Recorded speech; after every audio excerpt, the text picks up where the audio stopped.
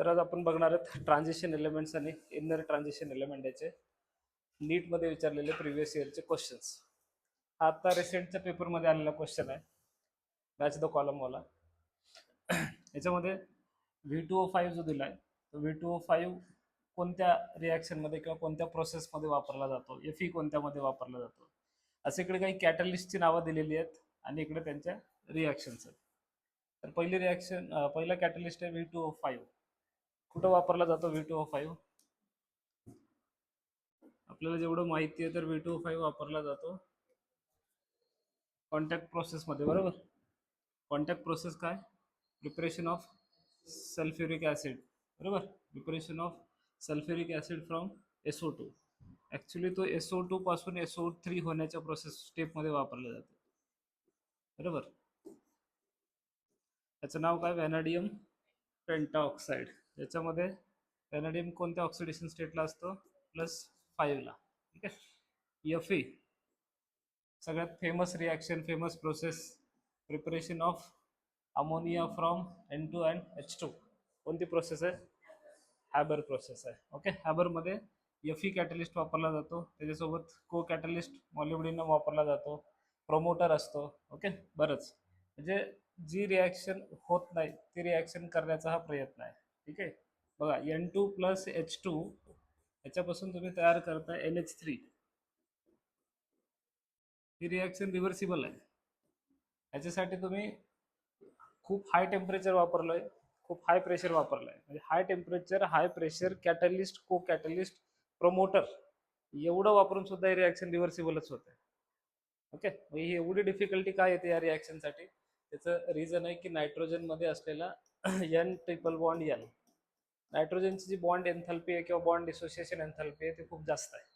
Okay. त्यामुळे nitrogen मधला जो ट्रिपल बॉन्ड आहे तो क्लीव्ह करणं सोपं नाही, म्हणून त्याला हाय टेम्परेचर, हाय प्रेशर आणि त्याच्यासोबत कॅटलिस्ट सोबत को कॅटलिस्ट असं बरंच काय वापरून ही रिॲक्शन आपण रिव्हर्सिबलीच करतो. म्हणजे एवढं सगळं करून तरी किमान फॉरवर्ड रिॲक्शन जायला पाहिजे होती किंवा वन डायरेक्शन असली पाहिजे होते, पण ते पण नसते.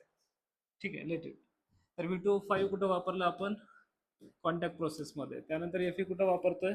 Fe हॅबर प्रोसेसमध्ये. PdCl2 आणि निकेल. पॅलेडियम कुठं वापरला जातं? Oxidation of ethyne to ethanal. ही कोणती प्रोसेस आहे? ही वॅकर ऑक्सिडेशन म्हणतो याला आपण, ज्याच्यामध्ये आपण अल्डिहाइड तयार करतो, इथॅनल. आणि निकेल कॉम्प्लेक्स कुठं वापरला जातो? निकेल पॉलिमरायझेशन ऑफ अल्काइन्समध्ये. असं कोणता ऑप्शन आहे जे ह्या चारही गोष्टी सांगेल?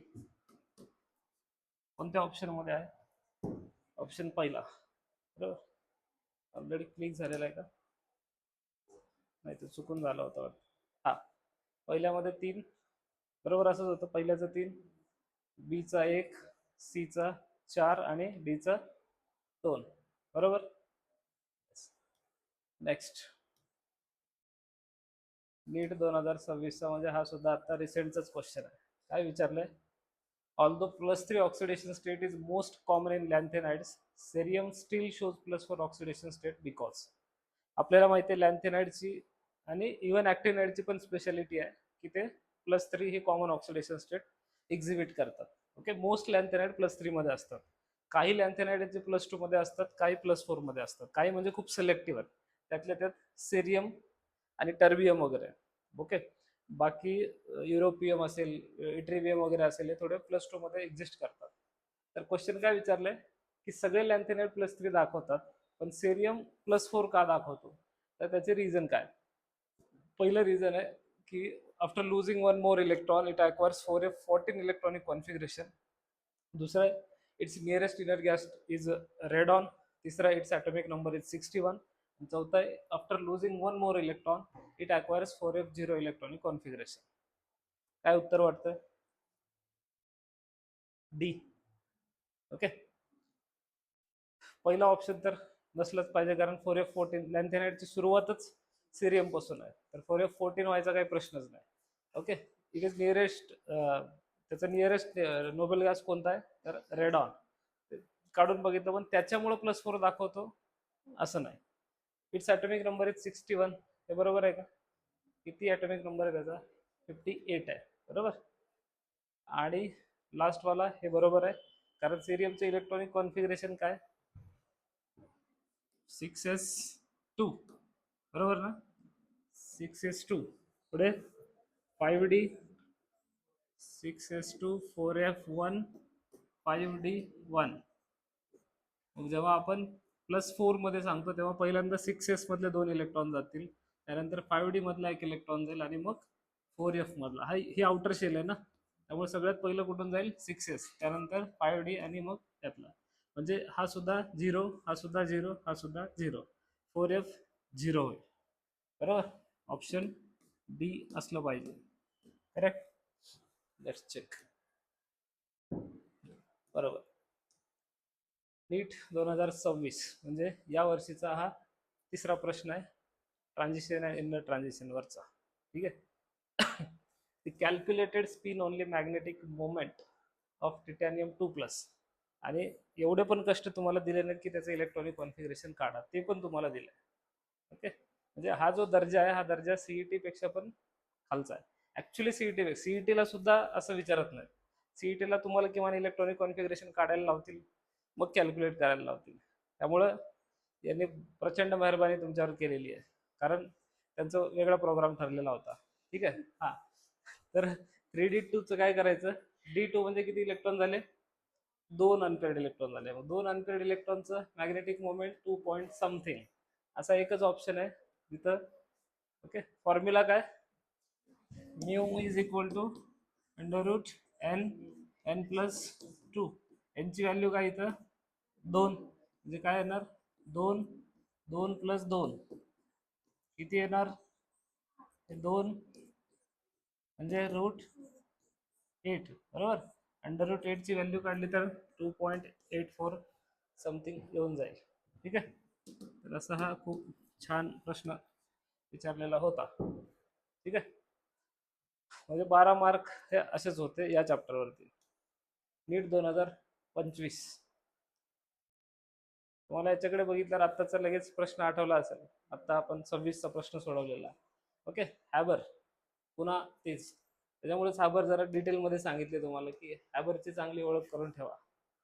त्यामुळे 25ला विचारले, 26ला विचारले, 27ला परत कष्ट नको घ्यायला. तर काय येईल हॅबरचं? एफी कॅटलिस्ट.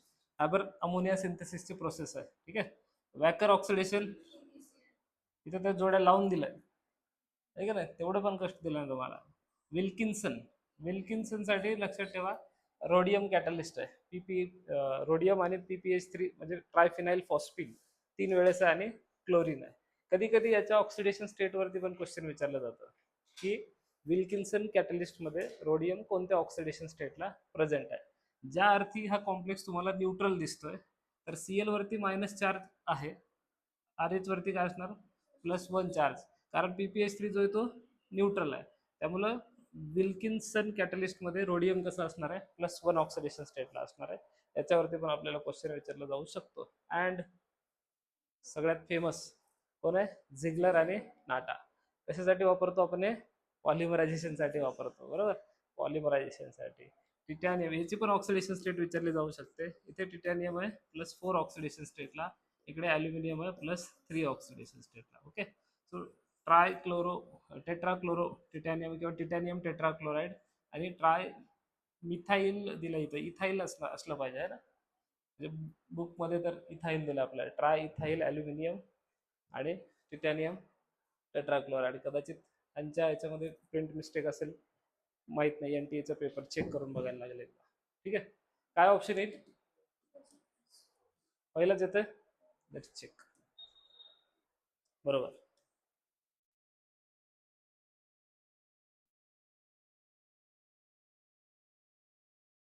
नीट 2025चा हा दुसरा क्वेश्चन आहे की गिवन बिलो आर 2 स्टेटमेंट. पहिले स्टेटमेंट आहे की ferromagnetism is considered as an extreme form of paramagnetism. Paramagnetism कशाला म्हणतो आपण? की ज्याच्यामध्ये ॲटलिस्ट एक तरी अनपेअर्ड इलेक्ट्रॉन आहे. ॲटलिस्ट एक तरी अनपेअर्ड इलेक्ट्रॉन आहे त्याला आपण पॅरामॅग्नेटिक सबस्टन्स म्हणतो. मग जर जास्त अनपेअर्ड इलेक्ट्रॉन असतील तर आपण त्याला फेरोमॅग्नेटिक सबस्टन्स म्हणतो. तर पॅरामॅग्नेटिझमचं एक्स्ट्रीम केस म्हणजे फेरोमॅग्नेटिझम असू शकतं, राईट. म्हणजे वाढीव पॅरामॅग्नेटिझम इज नथिंग बट फेरोमॅग्नेटिझम. ठीक आहे, म्हणजे पहिलं वाक्य करेक्ट आहे. दुसरं, the number of unpaired electrons in a Cr2 plus ion is the same as that of Nd3 plus ion. काय वाटतंय की दोन्हीमध्ये सेम असेल का? पहिल्यांदा बघावं लागेल की Cr2 प्लस मध्ये किती अनपेड इलेक्ट्रॉन आहेत. किती असतील रे? 4 असतील. Cr, ओके, Cr ला स्पेशल जावई ट्रीटमेंट आहे. कसली ट्रीटमेंट आहे की 4s1 3d5, बरोबर ना? त्याच्यासाठी हाफ फिल स्टॅबिलिटीसाठी. मग जेव्हा Cr+2 मध्ये जातो तेव्हा काय होईल? 4s0 होईल आणि 3d4 होईल. म्हणजे अनपेड इलेक्ट्रॉन किती झाले? 4. N is equal to 4. आता आपल्याला काय विचारलंय की Cr2 प्लस मध्ये जेवढे अनपेड इलेक्ट्रॉन आहेत तेवढेच याच्यामध्ये आहेत का? निओडायमियम मध्ये. काय नाव आहे त्याचं? निओडायमियम. तर हा निओडायमियम कुठे येतो? लाल शिऱ्याचा प्रसाद नंदूने, बरोबर? लाल शिऱ्याचा प्रसाद.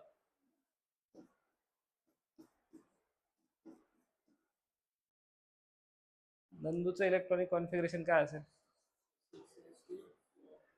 6s2 4f4. डी मध्ये 5d मध्ये 0. ओके, जर असं असेल तर पहिल्या +3 मध्ये दिलं ना आपल्याला. ओके, निओडायमियम +3 मध्ये. +3 मध्ये असेल तर या 6s2 मधले 2 इलेक्ट्रॉन अगोदर जाणार आणि मग यातला एक इलेक्ट्रॉन जाणार. मग काय होईल इथं? 4f3. 4f3 म्हणजे यांची व्हॅल्यू किती झाली? 3. यांची व्हॅल्यू 3. तिकडे यांची व्हॅल्यू 4. सेम आहे का? नाही. याच्यामुळे सेकंड स्टेटमेंट काय? सेकंड स्टेटमेंट रॉंग आहे. ओके, पहिलं काय? पहिलं करेक्ट आहे, दुसरं इनकरेक्ट आहे. कोणता ऑप्शन राहील? Option first is true, second is false. Correct, बरोबर. नीट 2024 री एक्झामिनेशन. ठीक आहे, री एक्झामिनेशनच्या उज्ज्वल परंपरेतला हा एक पेपर आहे. Okay, bears reagent. मी याच्यासाठी एक छान हिंट सांगितले होते. बेअरला आपण मराठी माणसात आपण इंग्लिश थोडंसं नीट पण वाचत नाही. ओके, बेअरला जर आपण बियर म्हणालो तर बियर कशी आवडते? कोल्ड असली की चांगले लागते. सो कोल्ड बियर, बरोबर. कोल्ड कुठं दिसतं आपल्याला? इथं दिसतं. हॉट बियर आवडते का? नाही. ऍसिडिक विसिडिक ते तर नंतर, ते इकडे आहेच है ना. Cold dilute aqueous solution of potassium permanganate. Cold असलेला पोटॅशियम पर मॅग्नेट म्हणजे बेअर्स रिएजंट आहे, बरोबर.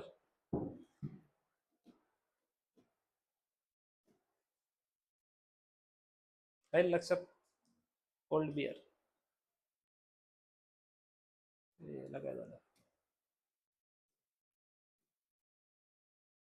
री एक्झामिनेशन मधला नीट 2024च्या री एक्झामिनेशन मध्ये या चॅप्टर वरती 6 क्वेश्चन्स आहेत.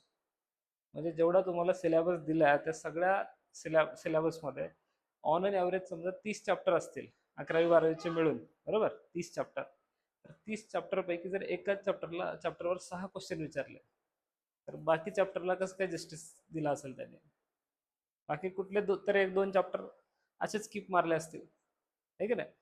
पण हे असं व्हायला नाही पाहिजे की एखादा चॅप्टर इतका महत्वाचा की त्याच्यावर 6 क्वेश्चन म्हणजे 24 मार्काचा, बरोबर. तर असे 6 क्वेश्चन्स त्याच्यावरती आहेत. त्यातला दुसरा क्वेश्चन काय विचारलंय? Which of the following pair of ions will have same spin only magnetic moment values within the pair. म्हणजे त्या पेअर मध्ये दोघांचे पण मॅग्नेटिक मोमेंटच्या व्हॅल्यू, स्पिन ओनली मॅग्नेटिक मोमेंटच्या व्हॅल्यू सेम असल्या पाहिजेत. ठीक आहे, त्याच्यासाठी काय असलं पाहिजे? यांची व्हॅल्यू सेम आली पाहिजे. म्हणजे नंबर ऑफ अनपेड इलेक्ट्रॉन दोघांचे सेम आले पाहिजे. Zn2 प्लस मध्ये किती अनपेड इलेक्ट्रॉन? 0. टिटॅनियम 2 मध्ये, स्कॅन्डियमच्या नंतर येतो टिटॅनियम, स्कूटी. किती येणार? काय कॉन्फिगरेशन? 4s2 3d2. मग +2 म्हणजे हे 2 गेले म्हणजे किती आले अनपेड इलेक्ट्रॉन? 2. म्हणजे हा ऑप्शन काय व्हायला पाहिजे? कॅन्सल. दुसरा Cr2 plus Fe2 plus. Cr2 plus मध्ये किती अनपेड इलेक्ट्रॉन? आता बघितलं होतं आपण, N इज इक्वल टू 4 असणार, बरोबर. Configuration 4s1 3d5. Fe2 plus मध्ये Fe2 चं कॉन्फिगरेशन काय 4s2 3d6. ओके, प्लस 2 म्हणजे हे 4 गेले, सॉरी 2 गेले, इथं 6, म्हणजे 6 असताना काय होईल, एक पेअरिंग मध्ये येईल, 1 2 3 4 5 आणि इथे 6. अनपेअर्ड किती झाले 4. आपण एन म्हणजे काय करतो, नंबर ऑफ इलेक्ट्रॉन म्हणतो का, नाही, नंबर ऑफ अनपेअर्ड इलेक्ट्रॉन. तर यांची व्हॅल्यू काय झाली इथे 4. याच्यासाठी पण 4, याच्यासाठी पण 4, म्हणजे बी बरोबर यायला पाहिजे. ओके, पण घाई न करता आपण तिसरा ऑप्शन पण बघून घेऊ. तिसरा टिटॅनियम 3+, इथं टिटॅनियम लिहिलं आपण. 3+ मध्ये काय येणार, एक अनपेड येणार, बरोबर. S2 मधले 2 गेले, डी मधला 1, यांची व्हॅल्यू 1. कॉपर 2+, कॉपर 2+ बघा, कॉपरचा ॲटॉमिक नंबर किती आहे 29. इलेक्ट्रॉनिक कॉन्फिगरेशन काय पाहिजे 4s1 3d10, बरोबर. जेव्हा कॉपर +2 मध्ये असेल याचा अर्थ 4s मधला 1 जाईल, D10 मधला 1 जाईल, काय येईल D9 येईल, 3d9. 3d9 म्हणजे 1 2 3 4 5 6 7 8 9, म्हणजे एक अनपेड इलेक्ट्रॉन आहे, म्हणजे या दोघांमध्ये सुद्धा यांची व्हॅल्यू सेम आहे, बरोबर. आता राहिला कोण, V2+ अँड कॉपर+1. कॉपर+1 मध्ये याच्यावरनं सांगू शकतो की 0 अनपेड इलेक्ट्रॉन असतील, बरोबर, कारण D10 होईल. व्हॅनेडियम 2+ मध्ये स्कूटीवरची इथं काय त्याचं कॉन्फिगरेशन 4s2 3d3. 3d3 म्हणजे याच्यामध्ये किती इलेक्ट्रॉन झाले, +2 म्हणलं ना, म्हणजे 3 अनपेड इलेक्ट्रॉन. याच्यात किती 0, याच्यामध्ये 3, त्यामुळे हे सेम नाही. कोणती पेअर आहे, बी आणि सी. कुठं ऑप्शन आहे, option D. Okay,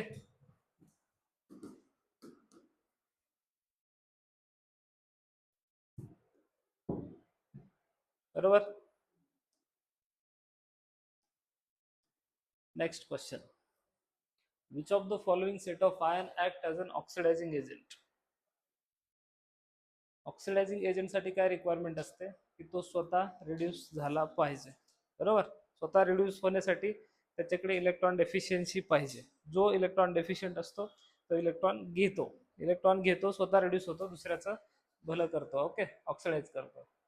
cerium plus आणि टर्बियम +4 काय वाटतं असू शकतं, ओके. लॅन्थेरम 3+, ल्युटॅटियम 3+, बाकी युरोपियम 2+, इट्रिबियम 2+, हे लोअर ऑक्सिडेशन स्टेटवाले हे देतील एखाद्या वेळेस. म्हणजे युरोपियम 2+ इलेक्ट्रॉन देऊन +3 मध्ये जाईल, कारण सगळ्या लॅन्थेनाइडची कम्फर्टेबल ऑक्सिडेशन स्टेट कोणती आहे +3. युरोपियम एक इलेक्ट्रॉन देऊन टाकेल, +3 मध्ये जाईल, इट्रिबियम पण एक देऊन टाकेल, +3 मध्ये जाईल, ओके. त्यामुळे हे डोनर आहेत, हे कसले, ते रिड्युसिंग एजंट आहेत, सी वाले. त्यानंतर डी मध्ये पण परत युरोपियम 2+ आहे, त्यामुळे ती पेअर कॅन्सलच झाली. बी मध्ये काय विषय, दोघं ऑलरेडी +3 मध्ये आहेत. जर यांना ऑक्सिडायझिंग एजंट म्हणून काम करायचं असेल कोणाला, लॅन्थेनम 3+ आणि ल्युटेटियम 3+ ला, तर यांना काय करावं लागेल, इलेक्ट्रॉन घ्यावं लागेल. आणि यांनी जर इलेक्ट्रॉन घेतलं तर हे काय होतील, हे +2 मध्ये जातील, जी की त्यांची स्टेबल ऑक्सिडेशन स्टेट नाहीये +2, त्यामुळे बी वाले पण नाही. पण सेरियम आणि टर्बियमचा काय विषय की सेरियम +4 मध्ये असेल, एक इलेक्ट्रॉन घेतला तर तो +3 मध्ये जाईल. टर्बियम पण एक इलेक्ट्रॉन घेईल +3 मध्ये, +3 दोघांची पण कॉमन ऑक्सिडेशन स्टेट आहे, ओके. हे दोघं +3 मध्ये स्टेबल असू शकतात, ओके, आणि +4 मध्ये सुद्धा स्टेबल असू शकतं. तर बेटर ऑप्शन आपल्याला काय वाटतं या 4 पैकी, ए, बरोबर. कुठला ऑक्सिडायझिंग एजंट माहिती आहे का आपल्याला ज्याच्यात सेरियम आहे,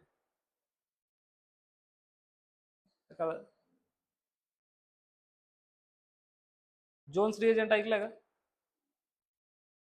जोन्स रिएजंट ऐकला असेल, ओके. तर सेरियम +4 आणि टर्बियम लिहून ठेवा, जोन्स रिएजंट होमवर्कसाठी तुम्हाला फायदा होईल त्याचा.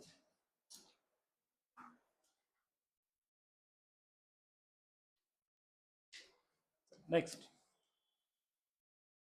क्वेश्चन आहे, the UV visible absorption bands in the spectra of lanthanide ions are X, probably because of the excitation of electrons involving Y. The X and Y respectively are narrow and D and F orbitals.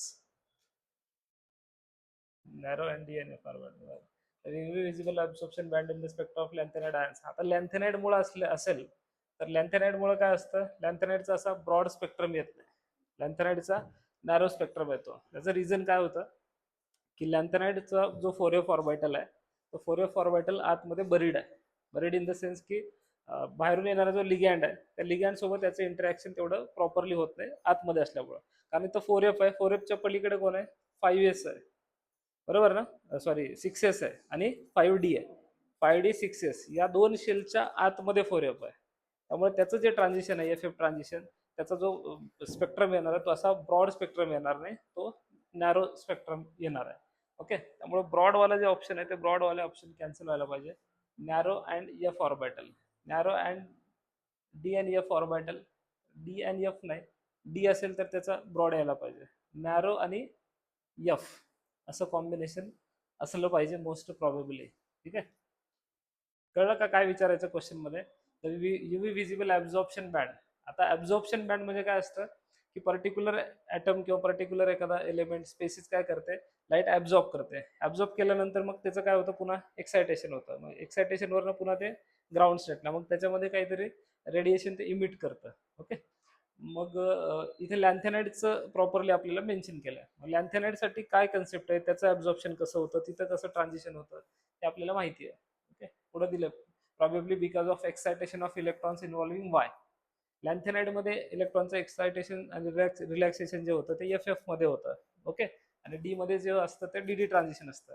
ज्या अर्थी तुम्हाला लॅन्थेनाइड दिलंय तर लॅन्थेनाइड मधला D orbital D transition show नाही करत, ते आपण ट्रान्झिशन एलिमेंट्स मध्येच बघतो डी मध्ये. सो आन्सर काय, नॅरो आणि एफ ऑर्बिटल असलं पाहिजे. बरोबर. सी एक्सप्लेनेशन काय दिलंय, the UV visible absorption band in the spectra of lanthanide ions are primarily influenced by the electronic transition that occur within the F orbital. Lanthanide ions have partly filled 4f orbitals and the transition within these orbitals are generally quite narrow. This is because the 4f orbitals are well shielded by the outer 5s and 5p orbitals. 5s and 5p 4f orbital, 4f च्या नंतरची next लगेच shell. Okay, तर ती कोणती असणार आहे, 5s आणि 5p, त्याच्या पलीकडे मग 6s वगैरे. पुढे which results in minimal interaction with the surrounding crystal field leading to narrow absorption bands. याचं साधं अजून एक्सप्लेनेशन बघा की समजा एक डी, आपण हे म्हणतो की कोऑर्डिनेशन कॉम्प्लेक्सेस कोण फॉर्म करतात, तर जनरली डी ब्लॉक एलिमेंट करतात. ठीक आहे, मग एफ वाले पण करतात, पण एफ ऑर्बिटल आणि डी ऑर्बिटल ह्या दोन्हीपैकी कोणावरती जास्त इफेक्ट होतो, तर लिगॅन्ड जेव्हा अप्रोच करतो मेटलकडे तर लिगॅन्ड सोबत डी ऑर्बिटलचं इंटरॅक्शन जास्त होतं आणि डी ची स्प्लिटिंग होते. त्याचं कारण काय होतं, डी ऑर्बिटल जो असतो तो n-1 आहे, म्हणजे जी लास्ट शेल आहे त्याच्या आधीच्या शेलमध्ये, लास्ट बट 1 शेलमध्ये डी ऑर्बिटल आहे, पण एफ कुठं आहे, लास्ट बट 2 मध्ये. त्यामुळे लिगॅन्डचा अप्रोच जरी झाला तर लिगॅन्ड त्या एफ ऑर्बिटल पर्यंत त्याची क्रिस्टल फील्ड पोहोचत नाही, त्यामुळे जास्त स्प्लिटिंग होत नाही, जास्त इंटरॅक्शन होत नाही, पण डी सोबत होतं. ठीक आहे, सो दिस इज. पुढे नेक्स्ट नीट 2024 री एक्झामिनेशनचाच क्वेश्चन आहे. इथं तर इतका बालिश क्वेश्चन आहे हा, आणि हा क्वेश्चन नीटला विचारतोय. काय विचारलंय की कोणत्या ब्लॉक मध्ये एलिमेंट प्रेझेंट आहे. हे तर मी आता फाउंडेशनच्या पोरांना विचारायचो, हो 10वीच्या पोरांना पण मी विचारायचो, किंवा आता तुम्हाला जर मी म्हणालं की सांगा मला सीझियम कोणत्या किंवा मॅंगनीज कोणत्या ब्लॉक मध्ये आहे, तसाच क्वेश्चन आहे ना. तर इकडे ब्लॉक दिलेत, तिकडे एलिमेंट दिलेत, तर सांगा लॅन्थेनाइड एलिमेंट कोणता आहे यांच्यापैकी, तर सेरियम लॅन्थेनाइड वाला आहे. बरोबर, त्याच्यानंतर सीझियम कशामध्ये येतो, एस ब्लॉक मध्ये येतो. आता हे दोन झाल्यावरती मॅंगनीज कुठे येतो, डी ब्लॉक मध्ये येतो. मग उरला तुमचा आर्सेनिक, तो येतो पी ब्लॉक मध्ये. आपल्या सगळ्या पोरांना अख्खा पिरियॉडिक टेबल पाठ आहे, त्यांना हा जर क्वेश्चन बघितलं तर त्यांना हे आता ज्यांनी आता ऍडमिशन घेतलं ना ती पण पोरं सांगतील. काय चेक करायचं, चला पुढे. हा next, identify the incorrect statement. तर पीईटी थ्राईस म्हणजे ट्राय इथाइल फॉस्फिन, इटी म्हणजे इथाइल, ट्राय इथाइल फॉस्फिन, आणि AsPH3 म्हणजे ट्राय फिनाइल अर्साइन, आर्सेनिक. बरोबर, as a ligand can form d pi bond with transition metals. D pi म्हणजे काय असतं की पाय बॉन्ड फॉर्मेशन होणार आहे आणि दोघांचे पण डी ऑर्बिटल इन्व्हॉल्व आहेत, कोणाचे, मेटलचे पण आणि लिगॅन्डचे पण. त्याला आपण डिपाय डिपाय. तर ते करू शकतात का, असा पहिला प्रश्न आहे. आता फॉस्फरस कुठं आहे, सेकंड पिरियडमध्ये. आर्सेनिक पण खाली, म्हणजे सॉरी, फॉस्फरस थर्ड पिरियडमध्ये, सेकंडमध्ये नायट्रोजन आहे, राईट. सेकंड पिरियड एलिमेंट सोडले तर बाकीचे जे एलिमेंट आहेत त्यांच्यामध्ये वॅकंट डी ऑर्बिटल प्रेझेंट आहे. त्यामुळे ते डी ऑर्बिटलमध्ये इलेक्ट्रॉन ऍक्सेप्ट करू शकतात, पाय बॉन्ड फॉर्मेशन होऊ शकतं. तर डिपाय डिपाय फॉर्म करण्याची ॲबिलिटी या दोघांकडे पण आहे, कारण हे सेकंड पिरियडमध्ये नाही आहेत, ते थर्डच्या पुढे आहेत. बी वाला ऑप्शन आहे, the nitrogen nitrogen single bond is as strong as the phosphorus phosphorus single bond. काय वाटतं? फॉस्फरस फॉस्फरस सिंगल बॉन्ड जो आहे तो वीक असला पाहिजे, कारण काय, साईज वाढते, बॉन्ड लेंथ पण वाढणार. पी सिंगल बॉन्डची बॉन्ड लेंथ वाढणार आहे एन पेक्षा, बरोबर. त्यामुळं हे चुकीचं आहे. काय असलं पाहिजे होतं, एन सिंगल बॉन्ड थोडा स्ट्रॉंगर असला पाहिजे होता दॅन पी पेक्षा. ओके. किंवा जर याच्यात लोन पेअरचा कन्सेप्ट लावला आपण, आठवतं एफ एफ आणि सीएल सिंगल बॉन्ड मध्ये, तर सीएल आणि एफ एफ मध्ये एफ एफचा जो बॉन्ड आहे तो वीकर बॉन्ड आहे. कारण काय, त्याच्यावरती 3 लोन पेअर फ्लोरीन वरती, 3 लोन पेअर या फ्लोरीन वरती. सेम क्लोरीन वरती पण 3 लोन पेअर आहेत, पण फ्लोरीनची साईज छोटी असल्यामुळे काय होतं, ते लोन पेअर एकमेकांच्या क्लोज कॉन्टॅक्ट मध्ये येतात, तिथं रिपल्शन जास्त फेस करायला लागतं. ओके. असो, पण दोन्हींची सेम 100% नाहीये, त्यामुळे बी ऑप्शन हे चुकीचं आहे, इनकरेक्ट विचारलं आपल्याला. तिसरा, nitrogen has unique ability to form P pi multiple bond with nitrogen, carbon and oxygen. बरोबर. Nitrogen has unique ability to form P pi, करू शकतो. नायट्रोजन नायट्रोजन सोबत बॉन्डिंग आहे, कार्बन सोबत पण आहे आणि ऑक्सिजन सोबत आहे. कार्बन सोबत आपण बघितलंय सायनाइड वगैरे तयार होऊ शकतात. नायट्रोजन नायट्रोजन तर माहितीच आहे, ट्रिपल बॉन्ड. आणि ऑक्सिजन सोबत पण NO2 N2O NO, बरंच काय काय, त्यामुळे ते करेक्ट आहे. चौथा, nitrogen can not form P pi bond as other heavier elements of its group. बरोबर आहे, नायट्रोजन डी पाय नाही फॉर्म करू शकत, कारण नायट्रोजनकडे वॅकंट डी ऑर्बिटल नाही आहे. ओके. त्यामुळे तो नाही फॉर्म करू शकत. ऑप्शन बी करेक्ट आहे. नीट 2024. Spin only magnetic moment is same for which of the following ions. सांगा बरं, तुम्ही सांगायचं आन्सर.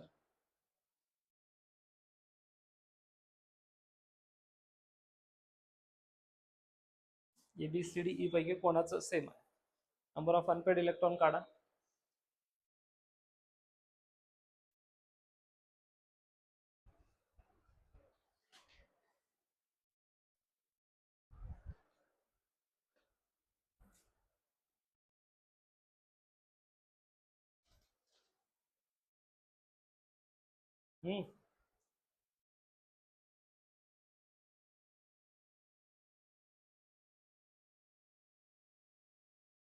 अगर चुकलात की इनकाउंटर आहे डायरेक्ट. फर्स्ट म्हणजे B and D. B and D म्हणजे Cr2+ आणि Scandium 3+, या दोघांचे number of unpaired electron same आहेत, म्हणून त्यांचं मॅग्नेटिक मोमेंट पण सेम आहे. बघूयात आपण. टिटॅनियमचं काय कॉन्फिगरेशन येईल, Titanium 3+चं 4s0 3d1. ओके. म्हणजे इथे यांची व्हॅल्यू किती आली, 1. Cr2+ मध्ये 4s0 3d4. ओके. यांची व्हॅल्यू किती आली, 4. Mn2+ मध्ये 4s0 3d5. ओके. यांची व्हॅल्यू किती झाली, 5. इकडे Fe2+ मध्ये 4s0 3d6. बरोबर. यांची व्हॅल्यू किती झाली, 4. इथे Scandium 3+ मध्ये 4s0 3d0, यांची व्हॅल्यू 0. कोणाकोणाचं सेम झालंय, 4 4, म्हणजे बी आणि डी. ओके.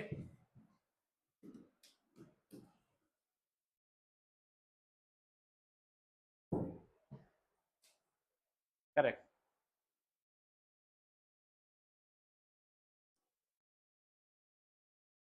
पुढचा क्वेश्चन आहे, E not value for the Mn3+ to Mn2+ couple is more positive than that of Cr3+ to Cr2+ or Fe3+ to Fe2+ due to change of. म्हणजे electrode पोटेन्शियलची जी value आहे Mn3+ to Mn2+ होताना, म्हणजे Mn3+चं reduction केलं, एक electron gain केला, reduction केलं आणि Mn2+ तयार केला.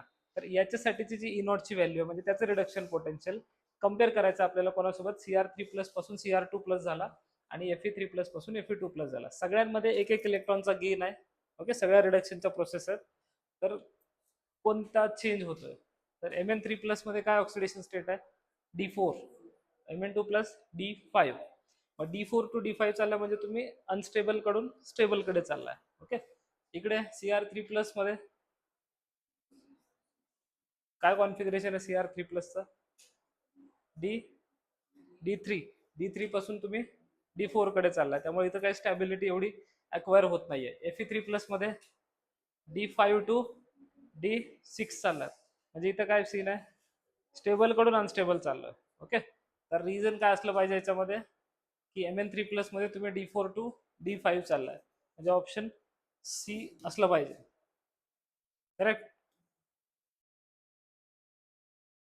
Next, pair of lanthanide ion which are diamagnetic keys. तुम्ही सांगा कोण डायमॅग्नेटिकचा अर्थ याच्यामध्ये अनपेड इलेक्ट्रॉन नसले पाहिजेत.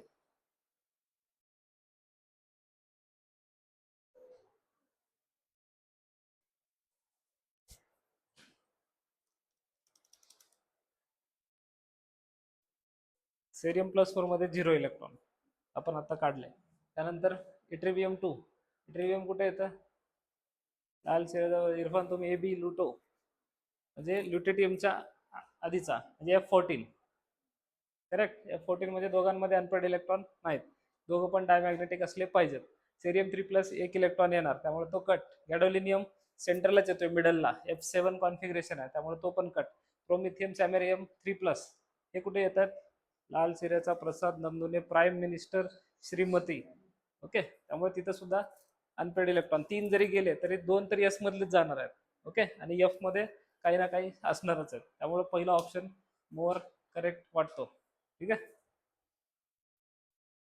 तुम्ही या सगळ्यामध्ये आपण ऑप्शन चूज करताना बघा, आपण पहिला ऑप्शन आपल्याला कळलंच होतं की हेच असणार आहे, स्टील आपण पुढच्या 3 ऑप्शन वरती जाऊन आलो, सगळे चेक केले. ओके, याच्याने काय होतं, ॲक्युरेसी मेंटेन राहते आपली. चला पुढे, given below are 2 statements, one is labelled as assertion. ठीक आहे, हे आपल्याला माहिती आहे. असर्शन काय, ionisation enthalpy increases along each series of the transition element from left to right, however small variation occurs.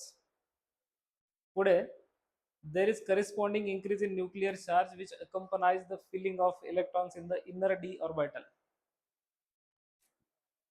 काय वाटतं, दोन्ही ट्रू आहेत फॉल्स आहेत काय, आयोनायझेशन एन्थॅल्पी इंक्रीज होते अलॉंग ईच सिरीज म्हणजे पिरियड मध्ये, okay, of the transition element from left to right, पहिलं करेक्ट आहे.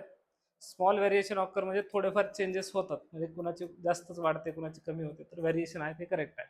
दुसरं, there is corresponding increase in nuclear charge which accompany the filling of electron in the inner D orbital. Nuclear charge increase होतो. Okay, आणि explanation पण correct वाटतंय, बरोबर आहे ना. त्यामुळे both A and R are correct and R is the correct explanation of A. Option C correct वाटतं. म्हणजे काय बघा, वरती जे असर्शन दिलंय त्याच्या मध्ये असर्शन अँड रिझन मध्ये आपण जर बिकॉज टाकलं की ionisation enthalpy increases along each series of the transition element from left to right, however small variation occurs because there is corresponding increase in nuclear charge which accompanies the filling of electrons in the inner d orbitals. तर हे appropriate वाटतंय, let's check. Okay, both are correct आणि explanation पण त्याचं correct आहे. 2024चा slot संपलेला आहे. Okay, 23 मध्ये आपण एंटर केलेला आहे. अगेन असर्शन रिझन आहे, ionisation enthalpies of early actinides are lower than for early लॅन्थेनाइड्स.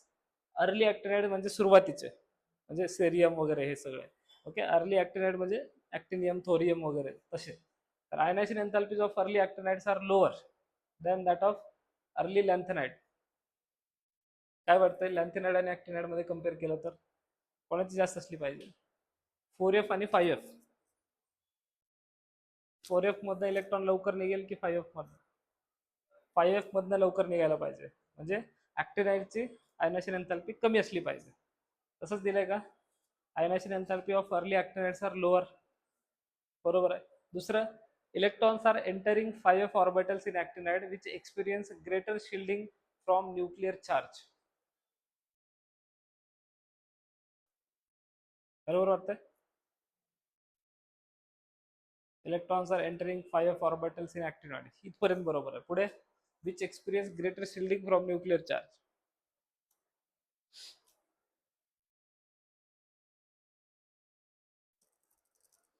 Explanation.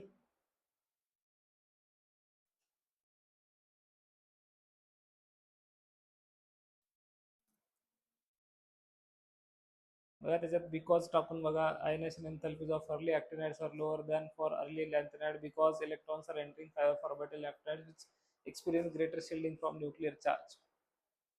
4f च्या कंपॅरिझन मध्ये 5f ची शिल्डिंग स्ट्रॉंगर आहे का वीकर आहे?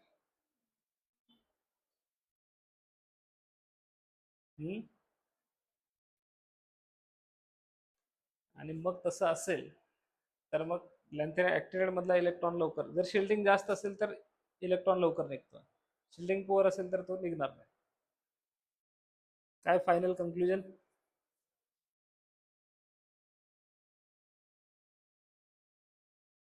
Let's check. Both A and R are true, and R is the correct explanation of A.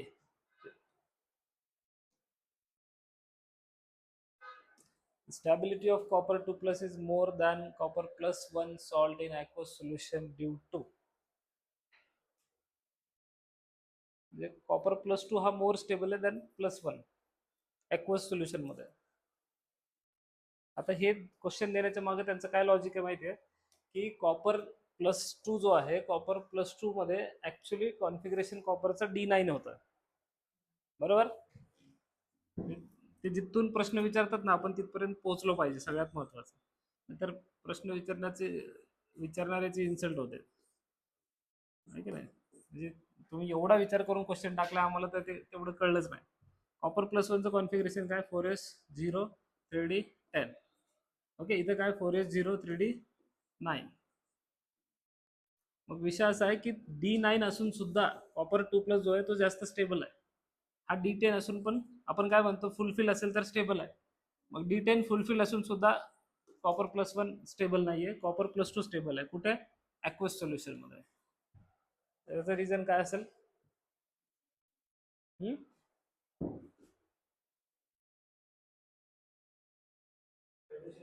Hydration energy. जेवढी छोटी size किंवा जेवढा पॉझिटिव्ह चार्ज जास्त, तेवढी त्याची हायड्रेशन एनर्जी जास्त.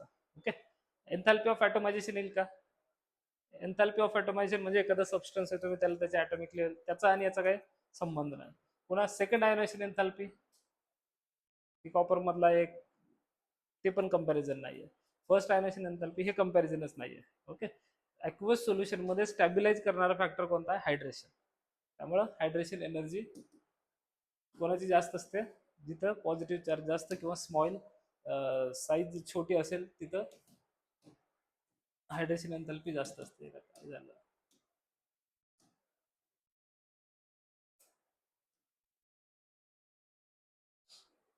Copper 2 plus is more stable than copper plus because released hydration energy is more in case of copper 2 plus than copper plus 1. NEET 2023. Which of the following statement are incorrect? पहिले विचारले, all the transition metal except scandium form metal oxides which are ionic. All the transition metal except scandium form MO म्हणजे metal oxides, MO च्या form मधल्या, which are ionic. दुसरं वाक्य आहे, the highest oxidation number corresponding to the group number in transition metal oxides is attained in scandium oxide or Sc2O3 to Mn2O7. तिसरं, basic character increases from V2O3 to V2O4 to V2O5. Okay, increase होतं basic character. D वाला आहे V2O4 dissolves in acid to give VO4 3- salt. पुढे आहे CrO is basic but Cr2O3 is amphoteric, and choose the correct answer from the options given below. कोणता incorrect वाटतोय? Take your time आणि सांगा. अशा केसमध्ये ज्या स्टेटमेंटवर तुम्ही शुअर आहात किंवा जी तुम्हाला बऱ्यापैकी चांगली माहिती आहे ते पहिलं बघायचं की ती करेक्ट आहे का चुकीची आहे, त्याला बाजूला काढायचं.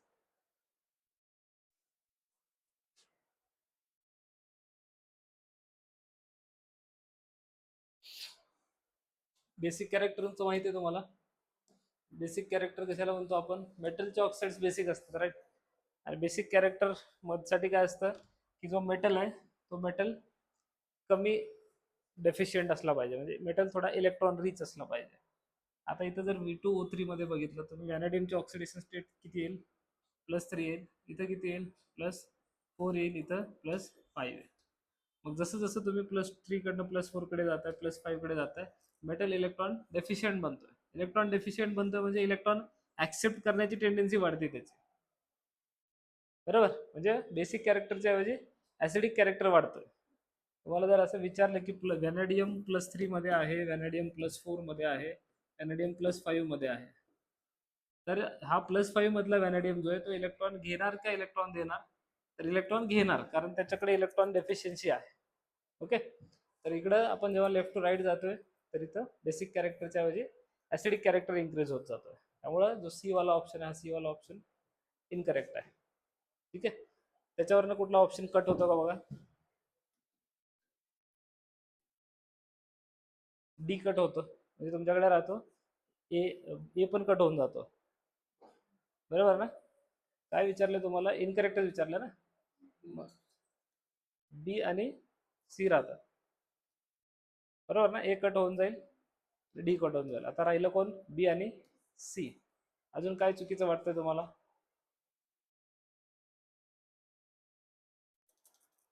बेसिक कॅरेक्टर इन्क्रीजेस फ्रॉम मी टू फाईव्ह, ते चुकीचं आहे. पहिला all the transition metal except, बरोबर आहे का चुकीचं आहे? तर ऑप्शन मध्ये दिलेलं बरोबर वाटतं. एमओ टाईपचे ऑक्साईड तयार करतात आणि ते आयनिक फॉर्म मध्ये आहेत. कोव्हॅलंट कधी असतं? जेव्हा ऑक्सिडेशन स्टेट खूप जास्त असते तेव्हा कोव्हॅलंट असतं. पुढे the highest oxidation number corresponding to the group number in transition metal oxide is attained in.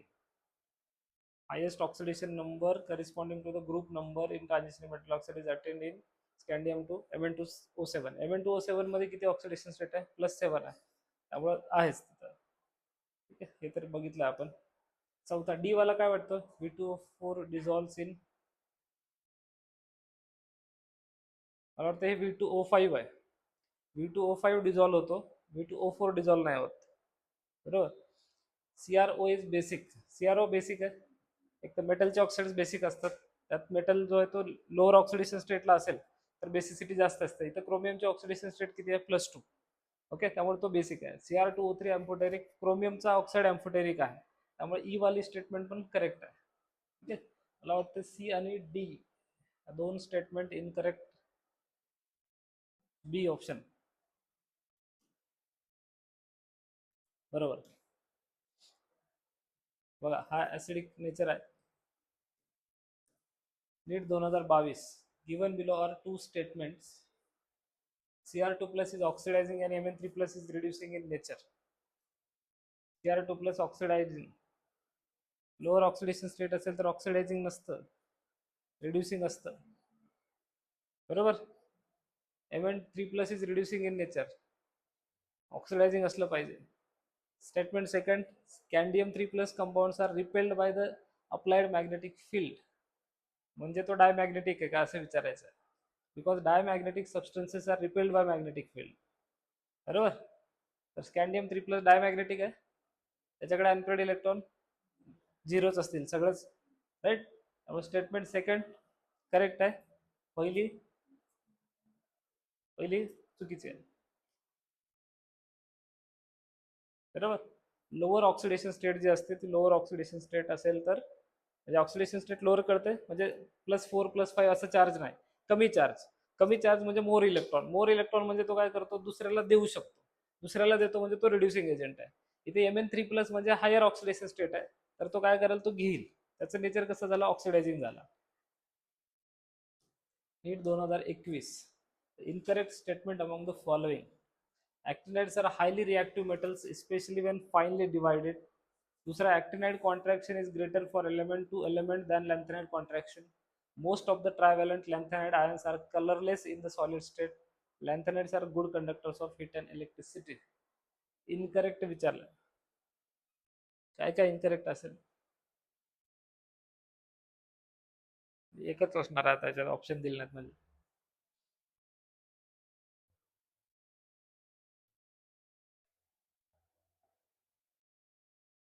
लॅन्थनाइड कसे आहेत, कलर्ड आहेत की कलरलेस आहेत? पण सॉलिड स्टेट मध्ये एक दिलाय, तो एक विचार करावा लागेल. मोस्टली तर ते कलर्ड आहेत आपल्याला माहिती आहे. कुठं वापरतात लॅन्थनाइड? टीव्ही स्क्रीन मध्ये वगैरे. ओके, त्यामुळे ते कलर्ड आहेत, तर तो पॉईंट एक असू शकतो. लॅन्थनाइड गुड कंडक्टर हे तर बरोबरच आहे, कारण मेटल्स आहेत, तर मेटल्स गुड कंडक्टर ऑफ, म्हणजे डी वाला करेक्टच आहे तुमच्याकडे. ए बी सी मध्ये ऍक्टिनाइड्स आर हायली रिॲक्टिव्ह मेटल्स, बरोबर. ते ऍक्टिनाइड्स हायली रिॲक्टिव्ह लॅन्थनाइड पेक्षा. पुढे ऍक्टिनाइड कॉन्ट्रॅक्शन इज ग्रेटर, याच्याबद्दल काय वाटतं? लॅन्थनाइड कॉन्ट्रॅक्शन ग्रेटर आहे की ऍक्टिनाइड?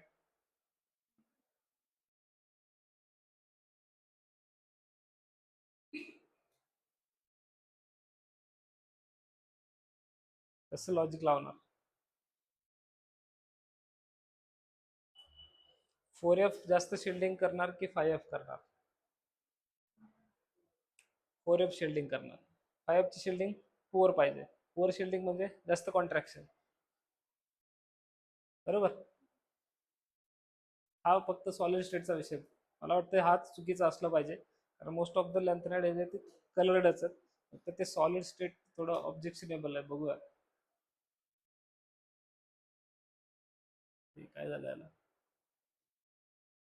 हा, most of the trivalent lanthanide ions are colourless. Okay, हे चुकीचं आहे, कारण ते कलर्ड आहेत. लॅन्थनाइड कलर शो करतात. बाकीचं तर हे कळलं. ऍक्टिनाइड कॉन्ट्रॅक्शन इज ग्रेटर, कारण काय मी म्हटलं ना की 4F जवळ आहे, 5F थोडासा दूर आहे, तर 4F ची शिल्डिंग जास्त होणार आणि 5F ची शिल्डिंग कमी. पुअर शिल्डिंग म्हणजे जास्त कॉन्ट्रॅक्शन.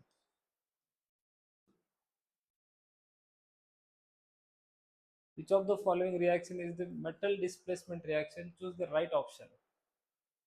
मेटल डिस्प्लेसमेंट, सांगा, हा गरिबांचा प्रश्न आहे.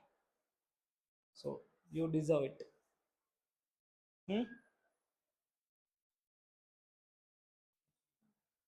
शुअर? बघा बरं, चुकू नका, तुम्ही डॉक्टर आहात. त्यांचा एक चुकीचा डिसिजन.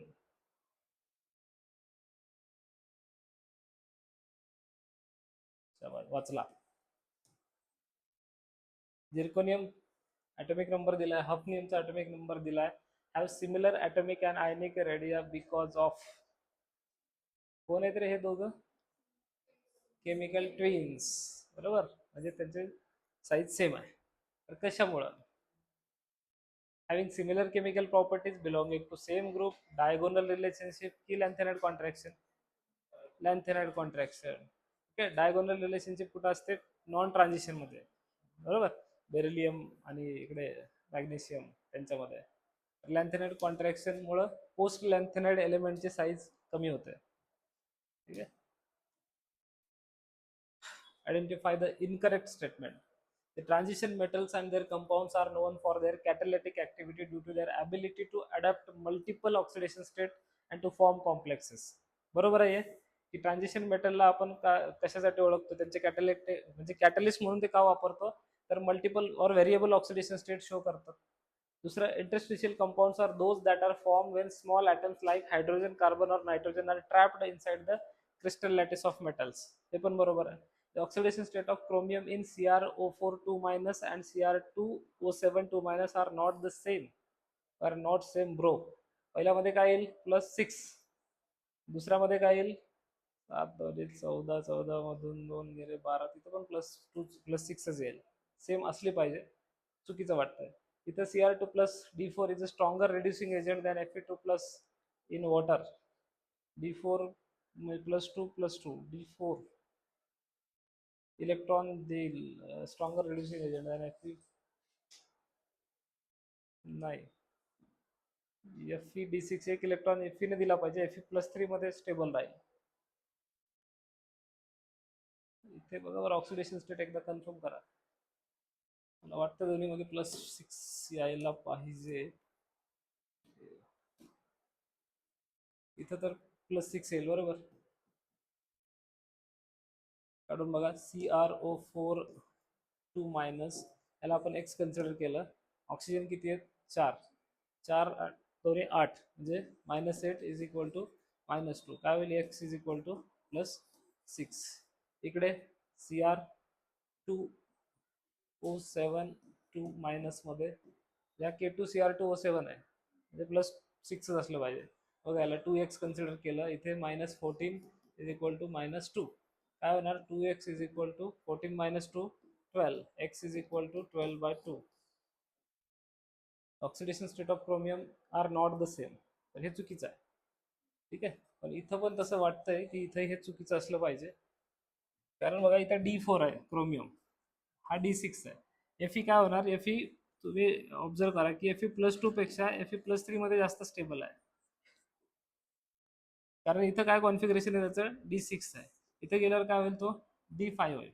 त्यामुळं बेटर रिड्युसिंग एजंट कोण असला पाहिजे, हा असला पाहिजे की पटकन एक इलेक्ट्रॉन देऊन D5 मध्ये जाईल. Crचं काय, Cr एक इलेक्ट्रॉन घ्यायला पाहिजे D4 ने, बरोबर, D5 व्हायला पाहिजे त्याने पटकन. आणि मग तो तो कसा झाला, तो ऑक्सिडायझिंग एजंट असला पाहिजे. तर हा ऑप्शन पण जरा खटकतोय. 2-2चा ऑप्शनच दिलेला नाही वाटतं. Let's check.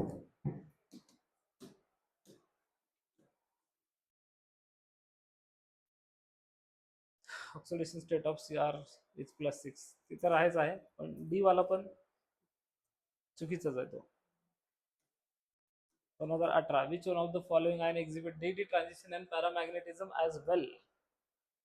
डी ट्रान्झिशन कोण दाखवणार, ज्याच्याकडे अनपेड इलेक्ट्रॉन आहे. पॅरामॅग्नेटिक कोण, ज्याच्याकडे अनपेड इलेक्ट्रॉन आहे. म्हणजे थोडक्यात विचारले कोणाकडे अनपेड इलेक्ट्रॉन आहे. ओके, हा K2Cr2O7 आहे, याच्याकडे नाही. हा KMnO4 आहे, याच्याकडे पण नाही. या दोघांकडे तर नाहीच आहे. ओके, CrO4 2- किती ऑक्सिडेशन स्टेट येते +6, त्याच्याकडे पण नाही. MnO4 2- +6, ओके, याच्याकडे आहे.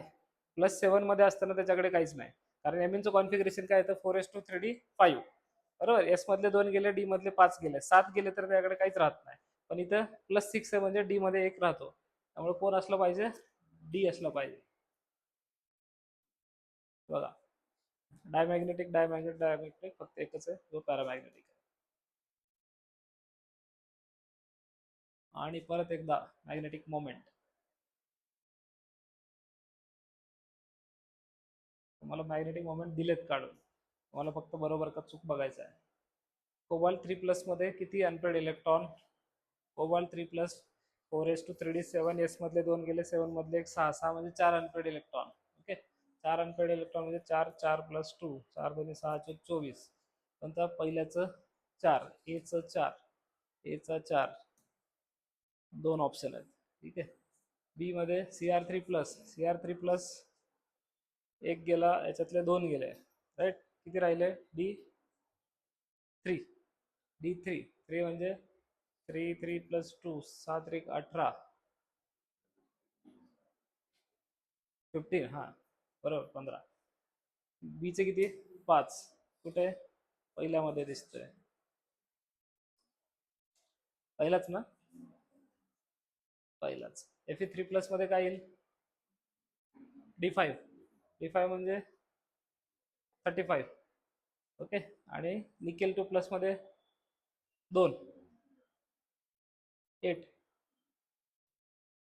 आहे, बरोबर.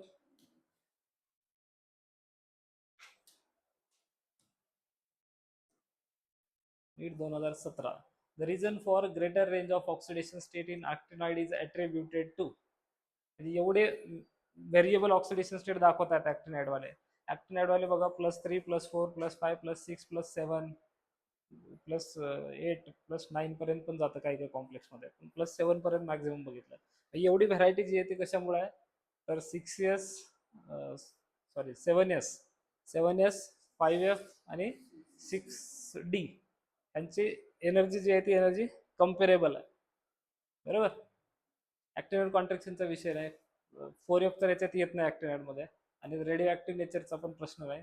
त्यामुळं कारण एस मधला पण इलेक्ट्रॉन काढू शकतो, एफ मधला पण काढू शकतो, डी मधला पण काढू शकतो. एस मधला काढलं तर ते तिथून 2 ऑक्सिडेशन स्टेट वाढणार, डी मधलं काढलं तर तिकडं अजून वाढणार, एफ मध्ये काढलं तर तिथं अजून वाढणार. त्यामुळे हेच रिझन आहे की कुठूनही इलेक्ट्रॉन तुम्ही काढू शकता. NEET 2017. Name the gas that can readily decolourise acidified KMnO4 solution.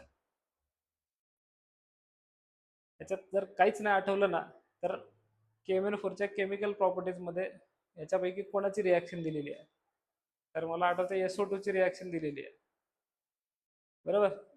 Reaction with SO2 किंवा सल्फाईड सोबत एक रिॲक्शन दिलेली आहे. SO2 सोबत दिली का नाही माहित नाही, पण सल्फाईड सोबत आहे. Okay, SO2. याच्यात दुसरं अजून एक काय असू शकतो की कोण डिकलराइज करू शकतो, याचा अर्थ KMnO4 सोबत कोण रिॲक्ट होऊ शकतो. आता KMnO4 कोण आहे? ऑक्सिडायझिंग एजंट आहे. तर कोणाचं ऑक्सिडेशन होऊ शकतं एवढ्यापैकी, राईट. आता इथं फॉस्फरसचा विचार केला तुम्ही किंवा कार्बनचा विचार करा. कार्बन कसं आहे? +4 मध्ये आहे. कार्बन +4चं +5 होऊ शकतो का? +6 होऊ शकतो का? नाही. त्यामुळं कार्बन बाजूला राहिलं. कोण? P2O5. P2O5 मध्ये फॉस्फरस +5 ला आहे. +5 तो +6 होतो का? फॉस्फरसची मॅक्झिमम ऑक्सिडेशन स्टेट रीच झाली. ओके. NO2 मध्ये नायट्रोजन +4 कन्सिडर करा, जर डबल बॉन्ड कन्सिडर केलं तर त्याचं परत +5 मध्ये नायट्रोजन एक्झिस्ट करू शकतो, बट एवढा स्टेबल पण नाही आहे. पण SO2 च्या केसमध्ये SO2 चं SO3 होऊ शकतं, बरोबर. आणि SO2 ची रिॲक्शन आहे, तर उत्तर काय असलं पाहिजे? SO2 असलं पाहिजे, म्हणजे आपल्या लॉजिक नुसार. हे बघा रिॲक्शन आहे ऍसिडिक कंडिशन मध्ये. HgCl2 and I2 both when dissolved in water containing I minus ion, the pair of species form each. HgCl2 and I2 both when dissolved in water containing the pair of species. हे थोडं NCERT आठवलं पाहिजे. हा memory based question असला पाहिजे. काय होऊ शकतं जरा एक्झॅक्ट माहित असलं पाहिजे. I3 मायनस तयार होतं वाटतं याच्यात. बाकी HgI2 राहतं काय काय होतं, पण I3 मायनस असलं पाहिजे. एकदा चेक करून घेऊ, मला आय एम नॉट शुअर. तुम्हाला माहित असेल तर तुम्ही सांगा. हां, I3 मायनस तयार होत आहे. HgI4 2 मायनस आणि I3 minus.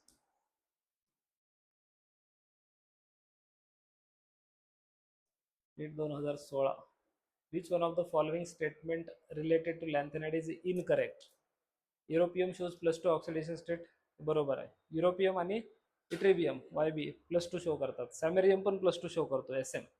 The basicity decreases as the ionic radius decreases from protactinium to lutetium.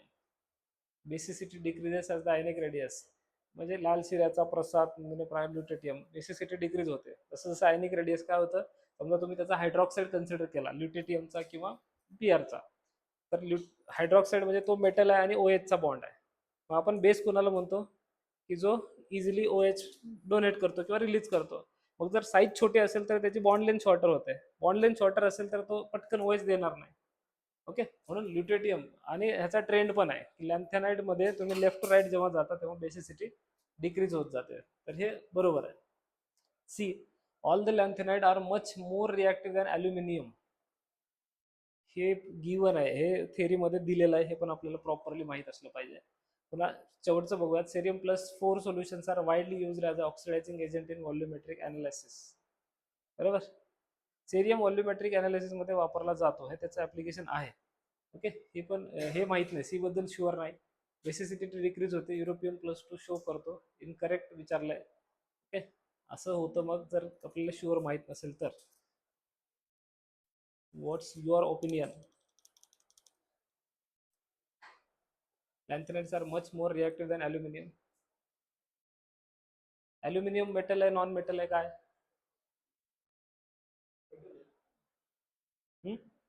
Metal.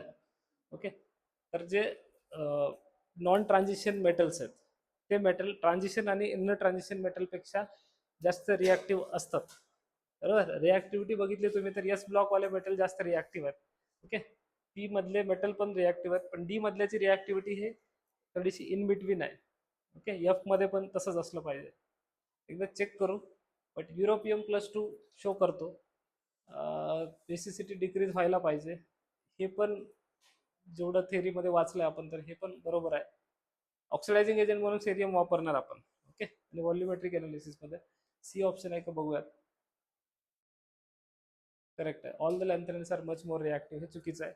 Aluminium is more reactive than lanthanide. Which one of the following statement is correct when SO2 is passed through acidified K2Cr2O7 solution? K2Cr2O7 कोण आहे? Oxidizing agent आहे. SO2 चं काय होणार? Oxidation होणार, right? SO2 reduce होतो का? नाही. Green chromium sulfate is formed. The solution turns blue. The solution is decolorized. काय होऊ शकतं?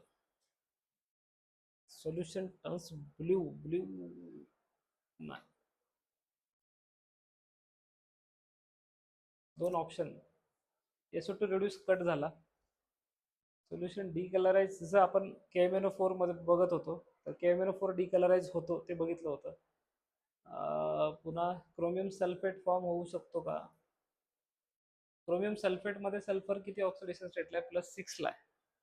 त्यामुळे SO2 चं +6 मध्ये होऊ शकतं. सल्फर डायऑक्साईडचं सल्फेट होऊ शकतं. पण त्याच्यात क्रोमियम रिड्यूस झालाय का? -2 -6 +6 +3 झालाय. ते पण होण्याचे चान्सेस आहेत. बी वाला चेक करा, बीच करेक्ट आहे. क्रोमियम सल्फेट, कारण सल्फर +4 मध्ये होता SO2 मध्ये, तिथं +6 झालाय. नीट 2016 किती विचारले? इलेक्ट्रॉनिक कॉन्फिगरेशन ऑफ, इथं तर डायरेक्ट इलेक्ट्रॉनिक कॉन्फिगरेशन विचारलंय एकदम.